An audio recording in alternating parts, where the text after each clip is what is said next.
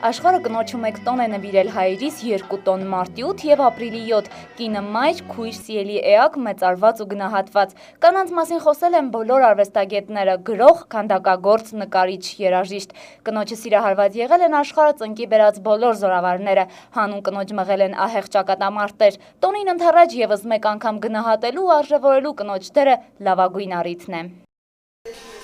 Կանանց ու աղջիկների համար սպասված տոն ու տղամարդկանց հոգսերն ավելացնող օր, առջևում մարտի 8-ն են նոր սպասումներով ու հույսերով լի։ Բոլոր կանայք լինեն առողջ, առաջի հերթին երջանիկ, իրենց ամուսինների կողմից սիրված, ամենալավ բաներ իրենց։ Որ փողոցում բոլոր ժպիտներով լինեն,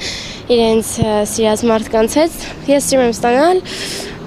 երևի կոնֆետներ, ծաղիկներ։ Իմ համար այդքան նվերները այդքան էական չեն ու ամենակարևորը որ անկեղծ լինի, ամեն ինչը գեղեցիկ լինի ու դա ավելի շատ կգնահատվի։ Աշխարհի տարբեր անկյուններում գեղեցկության տոնին ընդառաջ պատրաստվում են լավագույն նվերները, որպես ապացույց գեղեցիկներից իրենց համար ամենագեղեցիկին առանձնացնելը։ Ամենուր ամենապահանջված ու սպասվածը մնում են ծաղիկները։ Նվեր սիրում եմ ստանալ արհեստական ծաղիկներ։ Ծաղիկներ։ Ամենաշատ երևի։ Տոնին ընդառաջ ծաղկի սրահներում ավելանում է ծաղիկների ընտրանին, շքեղությունն էլ հասնում գագաթնակետին։ Ամեն դեպքում ամենաառեղծվածային տոնին ընդառաջ առեղծվածային էակները կանայք իրենց հերթին ջանում են լինել լավագույնը։ Անահիտ Կարապետյան, Արտակ Բրուտյան, Մոլորակ։